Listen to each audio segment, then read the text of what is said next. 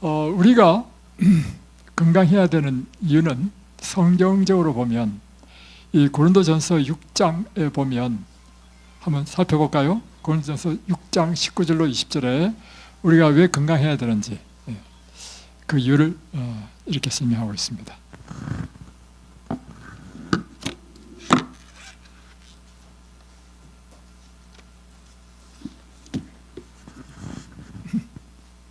(6장 19절로 20절에 있는 말씀) 너희 몸은 너희가 하나님께로부터 받은 바 너희 가운데 계신 성령의 전인 줄을 알지 못하느냐.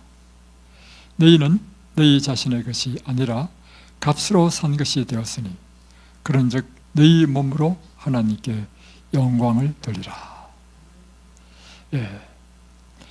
우리가 건강해야 되는 이유를 이렇게 설명하고 있습니다.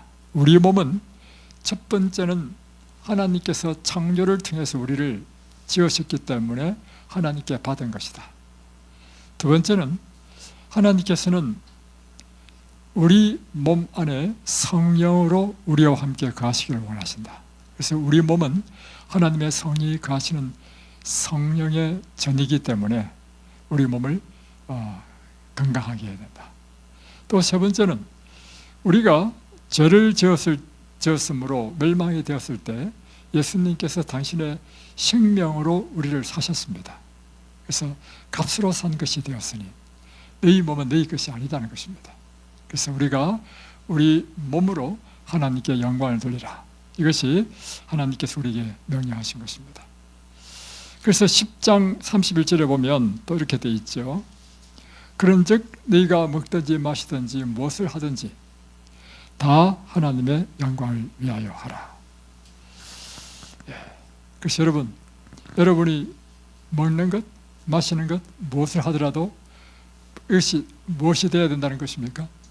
하나님께 영광이 되도록 하라. 이것이 성경의 가르침입니다. 사실 건강은 하나님께서 우리에게 주신 축복 가운데 최고의 축복입니다.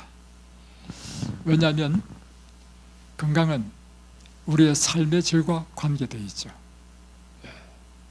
그리고 우리 인생의 행복과 관계되어 있습니다. 건강하면 의욕이 넘치죠. 활력이 넘치죠. 삶의 질이 다릅니다. 그러나 우리가 이제 질병에 걸려서 우리 몸의 신체 가운데 한 부분이 재기능을 하지 못하고 불편을 겪게 되면 우리의 삶의 질이 엄청 떨어지죠. 그래서 건강은 굉장히 중요한 것입니다. 하나님이 그래서 우리에게 주시고자 하시는 것은 이 건강의 축복을 주시고자 하십니다. 그래서 하나님께서는 처음에 이 세상을 창조하실 때부터 우리에게 가장 이상적인 환경을 주셨습니다. 그리고 우리에게 아름다운 것으로 가득 채우셔서 우리의 마음에 기쁨을 주시고 또 날마다 땅을 경작하게 함으로 건강을 유지하도록 하신 것, 이것이 하나님께서 우리를 위하여 계획하신 것입니다. 그래서 우리가 이제 구원을 한다, 하나님께서 우리를 구원하셨다 하면 사람들이 좀 잘못 이해하시는 분이 많이 있습니다.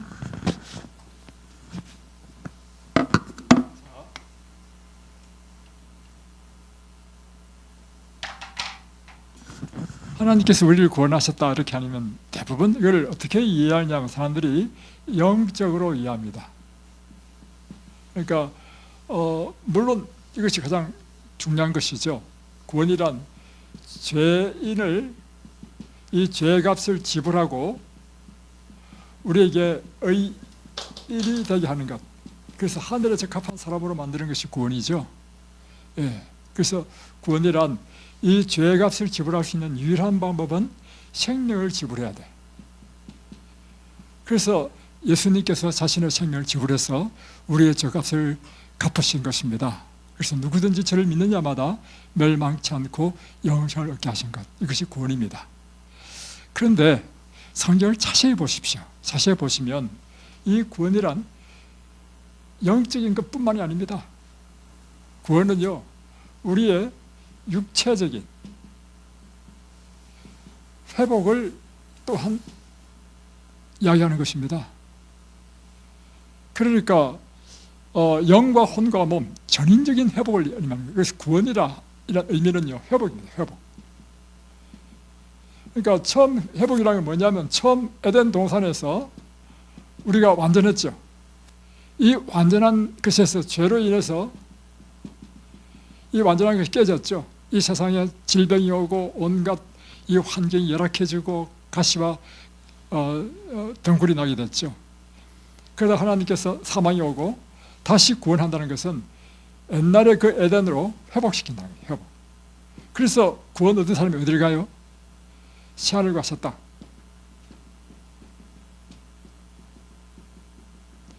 딱 구조를 이해하시겠죠? 원래 상태로 회복시키는 것, 이것이 구원인 것입니다. 이것은 죄로 인해서 발생했기 때문에 죄의 문제를 해결하면 인간이 다시 회복된다는 것입니다. 이럴 때 이 회복이라고 하는 것은요, 영적인 것뿐만 아니라 모든 것이 회복입니다. 환경적인 회복, 다음에 우리 육체적인 질병으로부터의 회복, 이 모든 걸 다 의미하는 것입니다. 그래서 예수님께서 이 땅에 오셔서 하신 일이 뭐냐면 단순히 천국 복음만 전파하신 것이 아니라 사람들을 고쳐주셨죠. 그것이 바로 구원의 한 일인 것입니다. 이사야 53장에 보시면 예수님의 십자가의 그 우리의 구원에 대한 것을 미리 이사야가 예언했을 때 그는 실로 우리의 질고를 지고, 할 때 질고가 뭐냐면 질병의 고통입니다. 예수님께서 십자가에서 이걸 잘 이해하셔야 돼요. 예수님께서 십자가에서 해결한 것은 여러분의 죄뿐만 아니라 여러분의 질병의 고통도 십자가에서 이미 해결하셨습니다. 이걸 진짜로 믿으면요, 우리에게 놀라운 일이 납니다. 저는 이걸 이사야 53장을 연구하면서 이 질고는 질병의 고통인데 질고를 그분이 십자가에서 지셨다는 의미는 뭐냐면 우리의 죄를 해결하셨을 뿐만 아니라 질병의 고통도 해결하셨다는 뜻이다.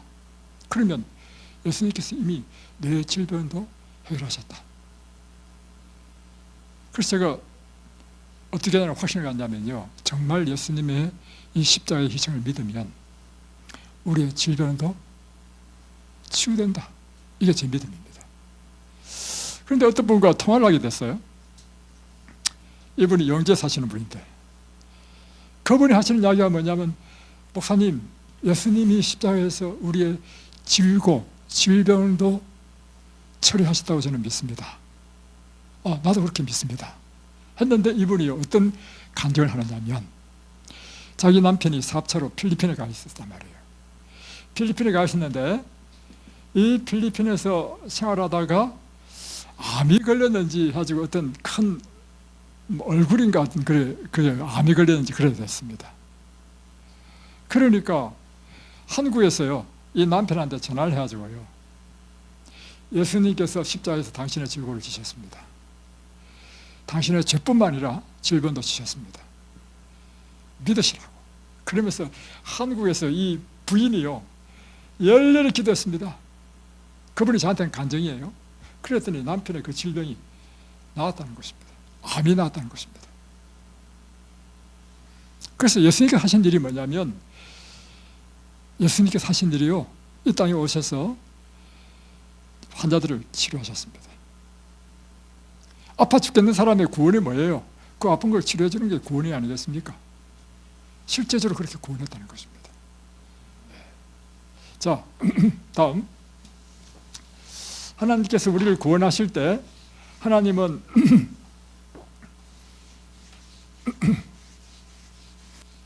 당신의 세우신 법칙에 따라 구원하십니다. 하나님께서는 이 세상에 온 우주의 천년계 법칙을 만드셨죠. 사람에게도 도덕의 법칙을 세우셨죠. 마찬가지로 우리 몸에도 생리의 법칙을 두셨습니다. 소화생리학, 순환계 생리학, 그 생리학 또 호르몬의 교통, 면역 시스템, 우리 몸에 있는 모든 작용은요, 하나님께서 정하신 그 법칙에 따라 움직이도록 되어 있습니다. 그래서 하나님께서 우리를 회복시켜주는 방법도요, 뭐냐면 하나님께서 세우신 이 건강의 법칙, 이 건강의 법칙에 따라 우리를 도우신다는 것입니다. 이건 쉽게 표현하면 이런 말씀입니다. 하나님께서 우리를 고치실 때 하나님께서 세우신 건강의 법칙에 순종할 때 고쳐주신다는 것입니다. 예를 들면 이와 같은 거죠. 지금 암이 걸린 사람이 담배를 계속 피워. 그러면서 하나님께 기도해. 낫겠습니까? 안 낫죠. 암이 걸린 사람이 계속 이 동물성 지방은요 확실하게 암의 원인입니다. 동물성 지방을 여러분 대장암 같은 경우에는 대장암, 유방암, 난소암 전부 다 육식과 관계되어 있습니다. 이 암의 원인은 육식을 계속한다. 육식을 계속하면서 하나님께 날마다 기도한다. 철야 기도를 한다. 여러분 미안하지만요 철야 기도하더라도요 병이 안 낫습니다. 그 이유는 뭡니까? 하나님께서는 당신의 일을 하실 때 무엇을 따라? 하나님께서 세우신 법칙에 따라 일을 하신다는 것입니다. 그래서 출애굽기 15장 26절에 보면 잘 들으십시오. 여기 보면 나 여호와의 말을 청종하고 나 보기에 의를 행하며 내 모든 계명에 귀를 기울이며 내 모든 규례를 지키면, 자 뭐예요? 하나님의 계명을 듣고 순종 또 지키면 그 다음에 나오는 것이 뭐냐면 너로 하여금 애굽 사람에게 내린 어떤 질병도 너에게 임하지 않을 것이며 내가 혹 질병에 걸렸다 할지라도 나는 너희를 치료하는 여호와입니다. 그러니까 하나님께서 우리를 치료하시는데 어떻게 치료하시느냐? 먼저 전제 조건이 있어요. 하나님의 세우신 계명이라는 게 뭐냐면 이 계명은요 하나님께서 인간이 행복하고 건강하게 살도록 한 하나님께서 세우신 삶의 방식, 이게 율법입니다. 하나님께서 세우신 그 건강의 율법, 법칙에 따라 순종할 때 하나님께서는 치료하신다고 했지, 이거 전혀 관계없이 어떻게 살든지 관계없이 치료한다, 이런 말은 성경에 없습니다. 확실하죠?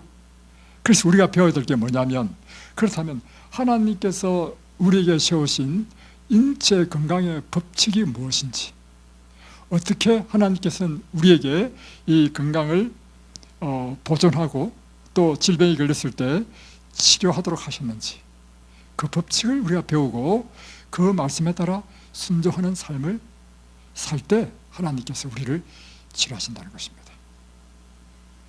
이해하셨죠? 예.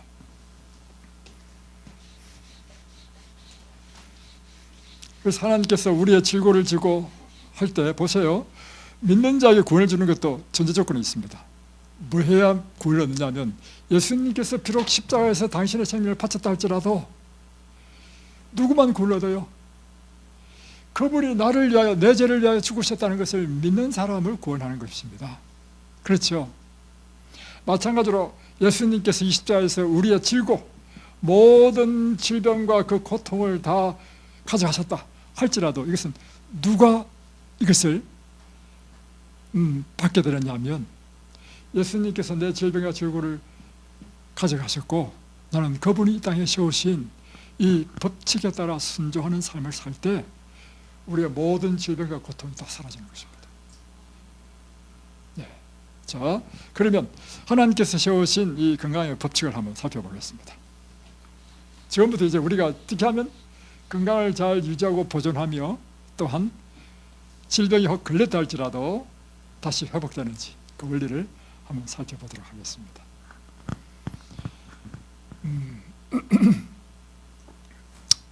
건강을 유지하고 또 질병이 걸렸을 때 회복하는 확실한 방법은요, 하나님께서 정하신 그 법칙, 그 순리에 우리가 순응하는 것입니다.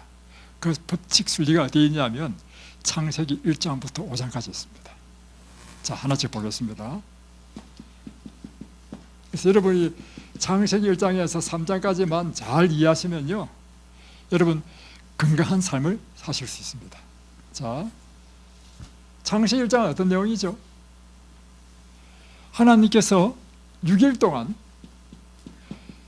천지를 창조하신 이야기입니다.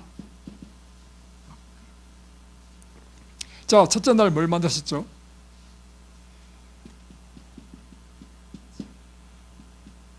퍼스트데이 맞는지 모르겠네. 첫째 날, 또 세븐스데이가 퍼스트데이 맞네. 예. 첫째 날 뭘 만드셨죠? 예, 빛을 만드셨습니다. 다음에 두 번째 날, 하늘, 궁창이라는 것은 하늘입니다. 하늘을 만드셨습니다. 예? 대기권. 왜냐하면 물을 하늘 위의 물과 아래의 물로 나뉘라 했을 때 그 텅 빈 공간을 궁창이라 했단 말이에요. 이 궁창이 생기면서 이제 대기권이 생긴 것이죠. 그래서 하늘, 곧 공기가 생겼습니다. 세 번째, 첫째 날 한 게 뭐죠? 예, 자, 지구가 있으면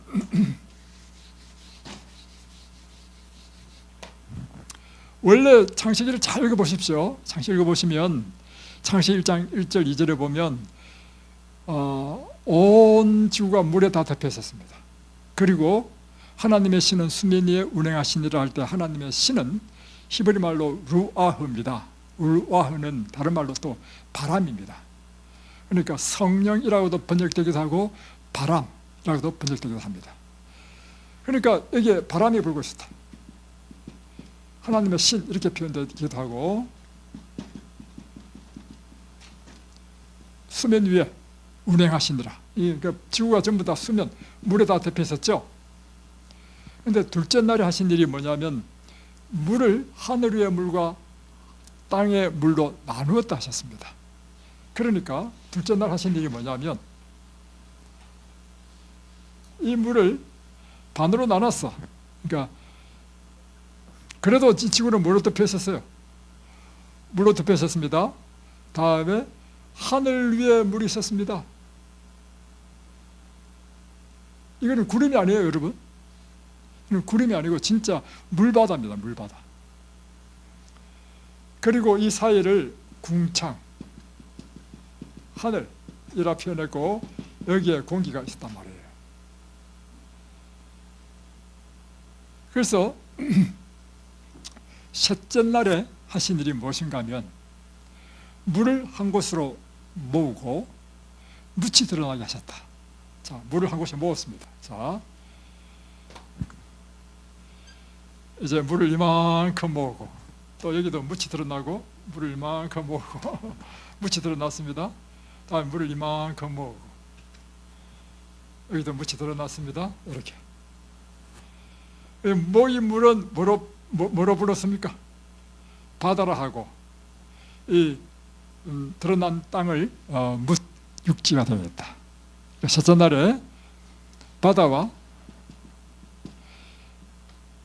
육지가 나왔고 다음에 또 하신 일이 있는데 이 묻에는 모든 종류의 식물을 다 창조했습니다.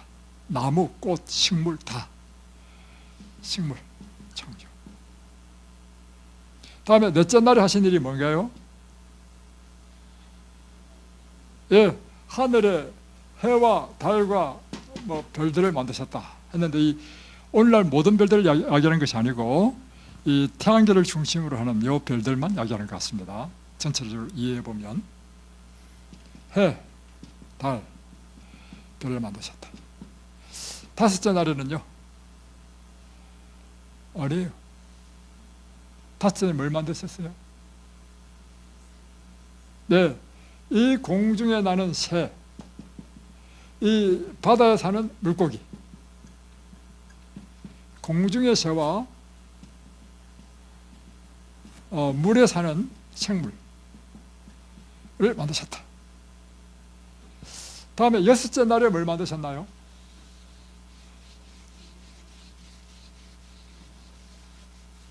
여섯째 날에? 아니요, 사람 만들기 전에. 예, 모든 종류의 벌레, 파충류, 다음에 동물 다 만들었습니다. 그리고 맨 마지막에 만드신 것이 사람을 만들었습니다. 자, 여기에 창세기 1장에 창조 이야기입니다. 창세기 2장은 더 구체적인 내용을 설명하고 있죠. 이 창조의 과정을 보면 사실은 하나님께서는 인간을 만들기 위하여 나머지를 다 만드신 것입니다. 인간에게 필요한 모든 걸 다 주신 것입니다. 그러므로 창세기 1장을 잘 연구해 보면 사람이 건강히 사는 비결이 있어요. 첫 번째, 빛이 있어야 된다. 다음에 공기가 있어야 된다. 식물이 있어야 된다. 다음에 이 빛의 같은 의미고, 다음에 공중의 새와 물고기, 이거는 무엇이냐면 사람의 즐거움, 행복을 위해서 주신 것이다. 다음에 모든 벌레, 동물 역시 마찬가지로 다스리라잖아요. 다스리라. 그러니까 사람이 살아가는데 아주 필수적인 것이 있는데요, 여기 또 하나 더 있네. 물이 있었죠. 물, 공기, 식물, 빛, 이게 필수적인 것입니다. 그러니까 사람이 살아가는데 필수적인 이런 요소들이 우리의 생명과 건강에 관계되어 있다는 것입니다. 다음에 창세기 2장.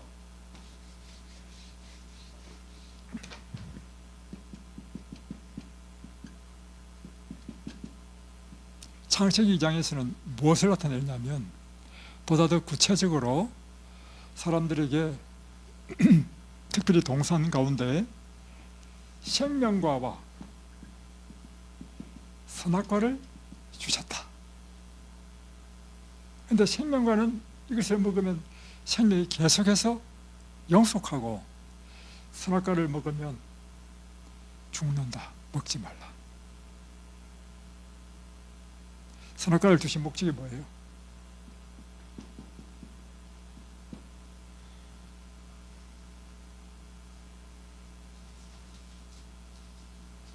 선악과를 주신 목적이 뭘까요?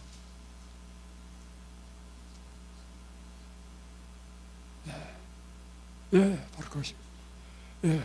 사람에게는요, 인간은요, 하나님께서 비록 창조하셨지만 기계적인 동물이 아니고 선택의 자유를 주셔서 완전한 자유로운 존재를 주셨다는 것을 의미합니다. 그런데 이 자유는 반드시 무엇이 따라요?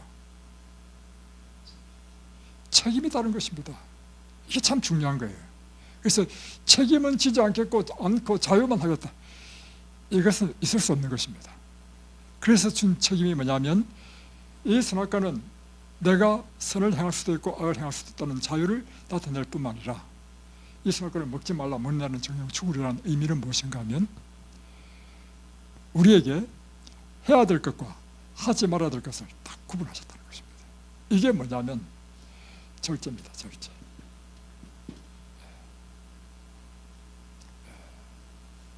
굉장히 중요합니다. 결국엔 사람이요, 절제하지 못해서 이 세상에 죄가 들어왔습니다. 그래서 우리 건강에 있어서 제가 볼 때는 그렇습니다. 이 8가지의 원칙 가운데 다 중요하지만 절제는 이 모든 것을 가능하게 하는 강력한 붙잡아주는 힘이다. 이 절제는 뭐와 관계에 있어요? 사람의 의지와 관계에 있습니다. 그래서 여러분, 의지를 약하면요, 마음은 원이로도 육신이 약하다는 말이 있죠. 잘 안 됩니다. 인생에 성공하는 사람들 보십시오. 성공이란 그저 주어지는 것도 아닙니다. 극기하고 인내하고 노력하는 자에게 성공이 주어지는 거 아니겠습니까? 다 뭐와 관계 있어요? 의지와 관계되어 있습니다. 여러분의 건강도 마찬가지입니다. 여러분의 건강도요, 무엇이 결정적이냐면 여러분의 의지와 관계 있습니다. 이곳에 이런 분이 오셨습니다. 이분이 이제 당뇨로 인해서 20년 동안 당뇨약을 드시다 보니까, 자, 당뇨약은 여러분 기억하십시오. 절대로 여러분의 당뇨병을 고쳐주지 못합니다. 당뇨를 계속 쓰시면요, 더 심해지고 나중에는 합병증이 옵니다. 당뇨의 합병증에 아주 위험한 것이요, 심장에 문제가 생깁니다. 왜냐하면 콜레스테롤 때문에 당이라는 것은 그 피가 끈적끈적하다는 거 아니에요. 핏줄이 막힌다는 것입니다. 그래서 고혈압이 오고 더 심해지면 심장과 관련되는 이 콜레스테롤을 끼게 되면 심근경색, 심정지가 오기 때문에 위험한 것입니다. 또 하나는 피가 걸쭉하기 때문에 무엇이 망가지냐면 피를 거르는 사고차가 망가져. 신장이 망가집니다. 그래서 당뇨는요 굉장히 무서운 병입니다. 저는 옛날에 당뇨를 그렇게 무서운 병을 몰랐는데요, 이곳에서 환자를 받아보니까 당뇨 정말 무섭습니다. 근데 이분이 당뇨 환자로 한 20년 동안 있으면서 뭐 약을 먹다 보니까 약이 점점 늘어요. 왜 늘었냐? 합병증 때문에 신장이 망가지고 심장이 망가지고 해가지고 이 약 저 약 먹다 보니까 약이 몇 개냐면 20년 동안 약이 16개 먹어. 근데 약은 궁극적으로 치료하지 못하니까 나중에는요 퉁퉁 부어가지고 다리 모든 몸이 부어가지고 눈도 안 뜨죠. 이제 신장 투석을 해야 된다, 의사가 딱 하니까. 신장 투석은 참 어렵잖아요. 그러니까 이분이 어떻게 알아가지고 소개를 받아서 이곳에 오셨습니다. 이야, 정말 어려운 분이 오셨죠. 그런데 기적이 일어났습니다. 열흘 동안 이곳에 계시면서요 과일 식사하고 이렇게 쫙 생활한 가운데 완전히 빠졌습니다. 날마다 운동시키고. 그런데 못 걷는 사람 그렇게 운동해가면서 운동했단 말이에요. 사람이 살이 이 붓기가 빠지니까요 얼마나 미남인지 잘생겼더라고, 남자가. 근데 알고 보니까 이분이요 대단히 능력이 있는 분이라 이 큰 대학병원에 의사뿐만 아니라 간호사 모든 직원을 총괄하는 행정실장이야.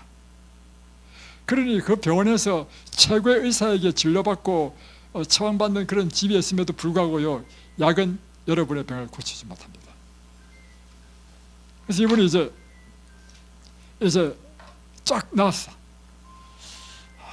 제 생각에는요 이분 한 2달, 3달 정도 좀 푹 요양을 했으면 좋겠어. 여러분이 그걸 아셔야 됩니다. 임계점이라는 게 있죠. 임계점.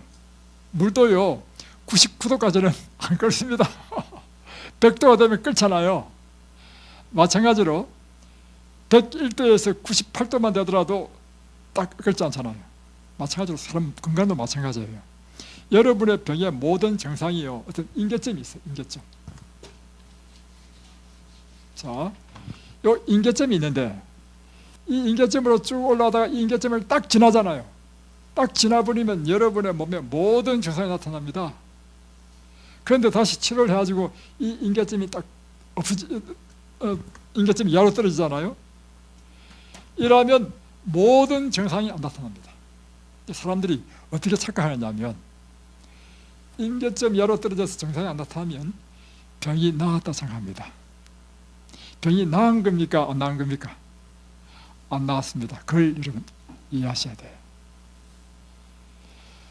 그래서 제가 볼 때는 이분이 임계점으로 떨어졌을 뿐이지 병이 그 20년 된 병이 무슨 열흘 만에 다 낫겠습니까? 붓기는 빠지고 뭐 정상은 다 정상으로 돌아왔지만 20년 동안 걸린 병이 어떻게 열흘 만에 다 고쳐졌습니까? 그래서 당시 최소한 2-3달 있으면서 쫙 내려가야 된다. 근데 이분이요 일하는 걸 너무 좋아하셔. 그래가지고 자기 일을 해야 된다고 가셨어. 가셨는데 안나들으니까 한 달 후에요 또 똑같이 퉁퉁 부서오신 거예요. 약이 들어보니까 이분이 딱 가면요 아침에 딱 출근하면 비서가요 커피, 모닝커피에다가 카스테라, 맛있는 카스테라 딱 항상 그걸 마시고, 다음에 이제 중간에 업무 중에 이제 많은 사람들을 만날 거 아닙니까? 사람 만날 때마다 자연히 꺼내오는 게 뭐예요? 커피죠. 그래서 다시 도진 것입니다. 두 번째를 그래가지고 두 번째도 다시 나왔나? 그래서 세 번째 왔죠. 세 번째 왔는데 세 번째는 안 되는 거예요 이제. 그래가지고 밤중에 급하게 심장이 쇼크 오면 안 되니까 급하게 차로 그 가족이 오셔가지고 모셔가셨습니다. 여러분 그랬어요. 반드시 이해하실 게 있는데 뭐냐면 건강은 여러분의 의지와 관계 있습니다. 이곳이 없어도요 잘 낫는 사람이 있고 잘 안 낫는 사람이 있어요. 잘 낫는 사람은 시키는 대로 하시는 분. 시키는 대로 하는 것도 쉽습니까 어렵습니까? 왜 어렵냐? 내 욕망이 있거든. 내가 하고 싶은 게 있고 내가 먹고 싶은 게 있고 내가 옛날에 즐기던 습관이 있어. 이걸 극복해야 된단 말이야. 그러니까 여기서 시키는 대로 행하는 것도 쉽지 않습니다. 여기서 시키는 대로 행하는 것도요 무엇이 필요하냐면 여러분의 의지가 협동을 해야 됩니다. 자, 그래서 사실 창세기 1장, 2장, 3장을 잘 보면요 다음에 보십시오. 창세기 3장에 보면 이 범죄한 아담과 하와에게 날이 서늘을 할 때 하나님이 그를 찾아오잖아요. 오시잖아요. 이야기는 뭐냐면 날마다 하나님이 아담과 하와를 오후가 되면 서늘할 때가 되면 아담과 하와를 찾아오셔서 함께 대화하고 교제를 했다는 것입니다. 그리고 창세기 2장에 보면 7일째는 아예 아무 일도 하지 말고 이날은 쉬면서 하나님과 대화하는, 하나님과 교제하는 한 날을 잡았어. 그러니까 평일날에는 오후 서늘할 때 만나지만 안식일은 하루 종일 만나는 날이 안식일이야. 이게 뭐예요?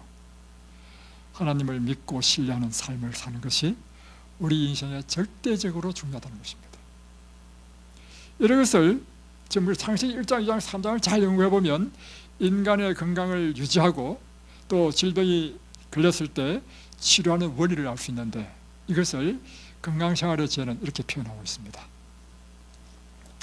깨끗한 공기, 햇빛, 절제, 휴식, 운동, 적당한 식사, 물의 사용, 하나님의 능력을 의지함, 이것들은 참된 치료제이다. 자, 뭐라 했냐면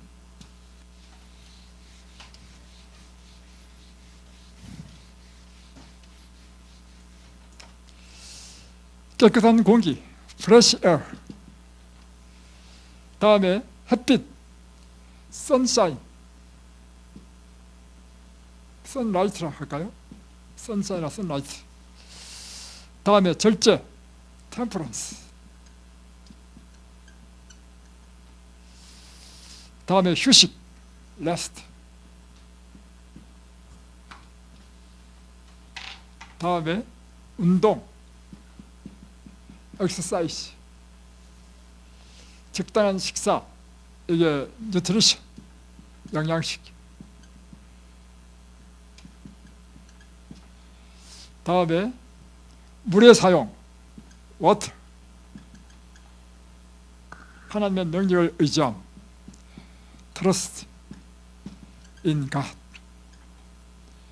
이게 뭐냐면 참된 치료제다. 그러니까 치료제라는 게 뭐냐면 여러분이 아프면 약 먹죠. 약이란 뜻입니다. 여러분 아프면 수술하죠. 치료제라는 것은 여러분의 아픈 것을 도려내는 수술하는 것이라는 것입니다. 이것이. 그런데 사실은 공기, 햇빛, 절제, 휴식, 운동, 다음에 음식 먹는 것, 물 마시는 것, 이건 사실은 날마다 우리 일상생활 아니에요. 일상생활. 그죠? 그래서 여러분이 질병이 걸리는 것은요, 날마다의 일상생활을 잘못 살게 되면 질병 걸리고요, 여러분이 날마다 하는 일상생활을 건강한 생활 양식으로 살게 되면 건강하게 되고 질병에서 치료함을 받는다는 것입니다. 자, 여기서 8가지에서 첫 자를 A, S, T, R, E, N, W, T. 미국의 위마에서 한 환자가요, 요양을 하면서 이 건강생활의 지혜에 나오는 이 구절을 영어로 읽었죠. 영어로 딱 읽어보니까 이 사람이 이제 환자입니다. 환자가 가만히 생각해 보니까 이걸 조합해가지고 글자를 만들면 되겠다. 어떻게 글자를 만들냐면, 야, 이 사람도 참 똑똑한 사람이지. N부터 먼저 오고, 다음에 E, 다음에 W, 다음에 S, 다음에 temperance, 다음 air, rest, trust in God. 하니까 새 출발, 기가 막힌 단어가 됐죠. 그래서 위마에서 한 환자가 만든 것이 뉴스타트입니다. 다른 말로 표현하면 8가지 하나님께 주신 이 천년의 치료제, 이것이 바로 뉴스타트의 건강 원리라고 하는 것입니다. 자, 이제 오늘 내일 이제 시간 되는 대로 하나하나씩 한번 보겠습니다. 여러분 뭐 늘 반복했기 때문에 뭐 다 아시는 내용이지만 또 반복하십시다. 원래 교육은요 반복입니다. 이 구몬 수학이 왜 유명하냐? 구몬 수학은요 반복 학습입니다. 그래서 이 교육은 반복이에요. 자,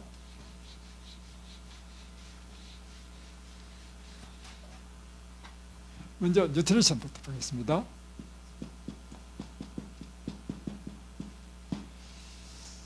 음식은 우리 건강에 아주 중요합니다.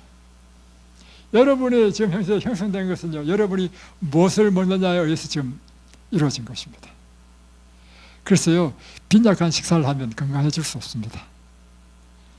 그리고요, 균형 잡힌 영양식을 하는 사람은요, 딱 보면 피부가 윤기가 있습니다. 제가 목회를 하면서 우리 교인들 방문하잖아요. 방문하면 교인들 가운데도 뭐 잘 사는 사람이 있고 보통 사람이 있고 가난한 사람이 있고 또 하나는 이 젊은 사람이 있고 중년이 있고 나이 든 사람이 있잖아요. 보면 나이 든 사람은요 힘이 없어가지고 음식을 제대로 못 챙겨 드셔, 못 해 먹고.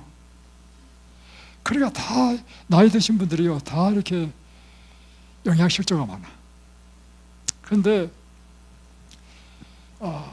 경제적인 사정이 괜찮고 또 건강한 사람은 잘 챙겨 먹고 하잖아요. 확실히 윤기가 달라. 여러분, 그래서 음식은요 굉장히 중요합니다. 그래서 제가 지난번에 한 분한테 이야기했죠.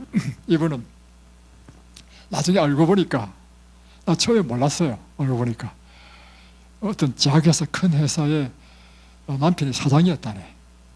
그래가지고 이제 그 남편이 이제 얼마 전에 돌아가신 것 같아요. 몇 년 전에. 그러니까 이제 좀 경제적으로 여유가 있는 분이시죠. 그러니까 이 제주도에, 서울에 집이 있지만 이제 건강을 위해서 제주도에 내려가셔가지고 이제 벽돌로 이제 땅도 사고 집도 짓고 이제 하신 거예요. 근데 제가 드릴 말씀이 있습니다. 뭐냐면, 집사님, 아무리 좋지만요, 집사님 이제 연세가 80입니다. 집사님 만약에 여유가 없으면 어쩔 수 없지만 여유 있으면요, 집사님 혼자 이거 밥 못 해 드십니다. 그리고 혼자 밥을 해 드시면 어떤 문제가 생기느냐면, 국을 하더라도 여러분, 혼자 먹는다고 해서 요만큼 할 수 있나요? 국을 하면 최소한 한 조그만 냄비라도 다 해야 될 거 아닙니까? 요거요 한 끼 다 못 먹습니다. 그러면 다 못 먹는 건 다 어디 놔야 돼요? 냉장고에 들어갔다가 또 헹구니까 아까우니까 점심 때 먹고 또 저녁 때 먹고 이렇게 하다 보면요 이게 균형 잡힌 영양식이 못 된다는 거죠. 그래서 집사님은 해주는 밥 드시라고 이렇게 이야기하거든요. 자, 그래서 이 음식은 우리에게 굉장히 중요한데 두 가지 문제입니다. 첫 번째, 무엇을 먹어야 되는가? 두 번째, 어떻게 먹어야 하는가? 이거죠. 먹는 문제. 무엇을 먹어야 되느냐? 이것은 또 무엇을 의미하냐면, 무엇은 먹지 말아야 되는가? 똑같은 거죠. 여기에 대해서는 성경이 우리에게 분명히 이야기해 주고 있습니다. 그것은 창세기 1장 29절에 하나님께서 분명히 지시했습니다. 이것은 너희의 먹을 식물이다. 그게 뭐예요? 창세기 1장 29절에 보면 씨 맺는 모든 채소, 씨 가진 열매 맺는 모든 나무. 그러니까 씨 가진 씨를 먹으라는 거예요. 씨를 한마디로. 이 씨가 뭐예요? 씨는요, 밭에 뿌리면 싹이 나고 생명이 납니다. 한마디로 우리가 먹을 음식은요, 생명을 먹어야 돼요. 생명. 그래서 여러분, 곡식이에요. 곡식. 또 씨 가진 열매 맺는 나무라 했죠. 자, 나무에서 달리는 열매 적어볼게요. 호두, 잣, 등등등등. 경과죠, 경과. 이것도요, 호두를 땅에 심으면 싹이 납니다. 우리 다 뭘 먹으라는 것입니까? 씨를 먹으라는 것입니다.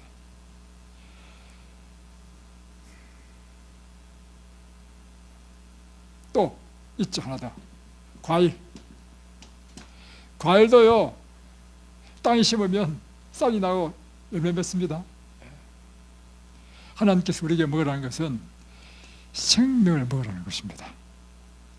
그런데 하나님께서 먹으라고 하지 않았는데 사람들이 먹는 것이 있죠. 뭐냐면요, 동물입니다.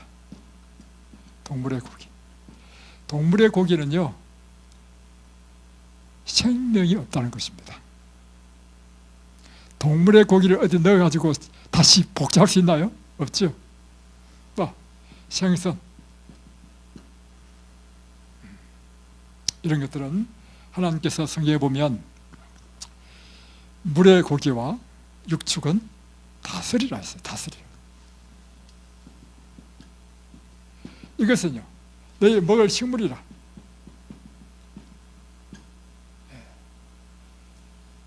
그런데 오늘날 사람들이 다스리란 동물의 고기와 생선을 먹음으로 질병이 생겼습니다. 여러분의 질병을 치료하는 방법은요, 하나님께서 말씀하신 대로 다스리는 건 먹지 말고 먹으라 하는 이것만 먹으면 여러분의 질병은 회복될 수밖에 없습니다. 두 번째는 이제 어떻게 먹어야 되는가? 자, 하나님께서 먹으라는 걸 먹는데 이걸 어떻게 먹어야 되는가? 첫 번째, 음식을 먹는 목적이 뭐냐면 소화가 돼야 돼. 소화가 돼가지고 우리 몸에 영양이 돼야 돼. 그래서 소화가 잘 되도록 음식을 먹는 것은 굉장히 중요합니다. 아무리 그 음식이 좋다 하더라도요, 소화가 안 되면 나한테는 영양이 아니고 무엇이 되냐면 독이 돼. 독. 참 중요한 이야기죠. 그래서 이 소화에 대한 이해를 여러분 할 필요가 있습니다. 소화가 잘 되기 위해서는 첫 번째 해야 될 일이 뭐냐면 잘 씹어야 돼.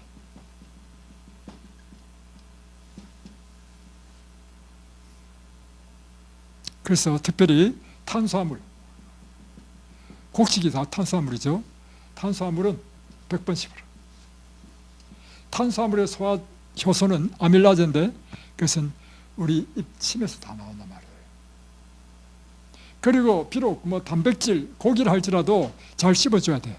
왜냐하면 위에서 단백질이 소화되더라도 잘게 쪼개져 있는 것이 소화가 잘 되겠습니까? 고기 덩어리 자체로 들어온 것이 더 소화가 잘 되겠습니까?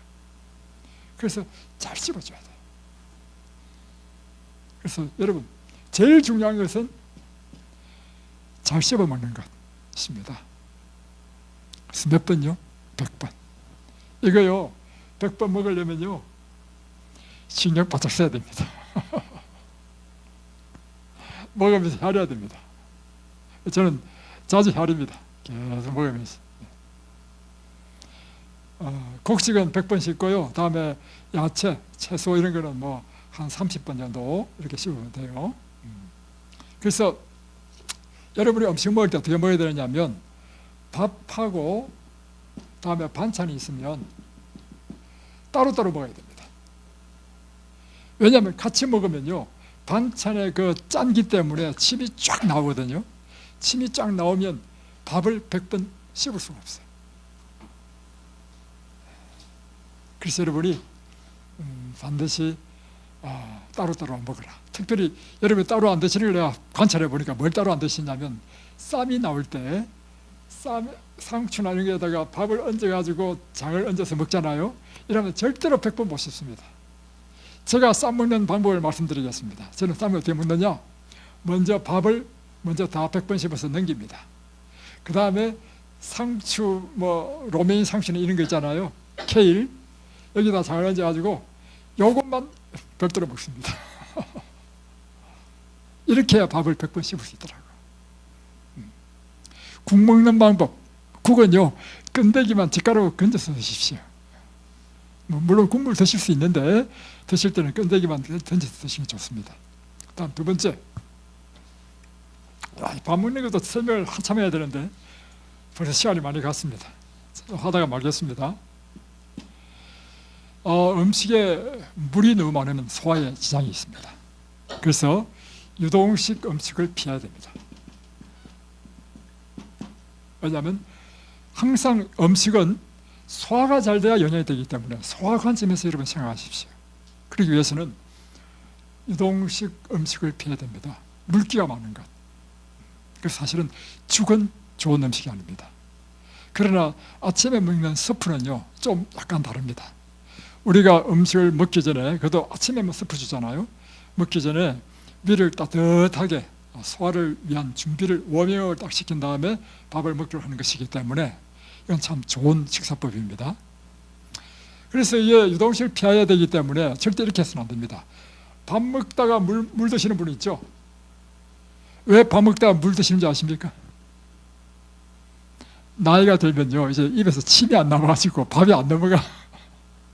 이 노인이 안 된 사람은 잘 모르는데요, 노인들은요 대부분 밥에다 물 말아가지고 드시는 분이 많고요, 밥 먹다가 반드시 이런 분은 국이 있어야 돼. 근데 사실은 이 밥 먹을 때 물을 함께 먹으면 절대로 안 좋습니다. 그래서 우리가 이제 물 마시는 법도 식사 이후 2시간 반 이후부터 물을 드시라는 이유가 뭐냐면, 대부분의 음식도 과식을 하게 되면 2시간 반 만에 소화 안 됩니다. 적당하게 음식을 먹었을 때는 2시간 30분이 되면 소화가 위에서는 다 내려간단 말이에요. 그때 물을 마시라는 것이고, 밥 먹기 전에는요 물이 위에 들어오면 30분 만에 이게 흡수가 돼요. 물론 20분에 흡수될 수 있는데 젊은 사람은 왕성하고 이렇습니다. 그러니까 식사하기 전에는 30분 전까지만 물을 마셔야 돼. 그래서 밥 먹을 때는 이 마신 물이 다 흡수돼 가지고 위에 없도록, 이게 바로 물 마시는 방법이라는 것입니다. 이해되셨죠? 다음에 음식은요 한참에 여러 가지를 먹는 것이 아닙니다. 사람들의, 이게 뭐냐면 사람의 생각,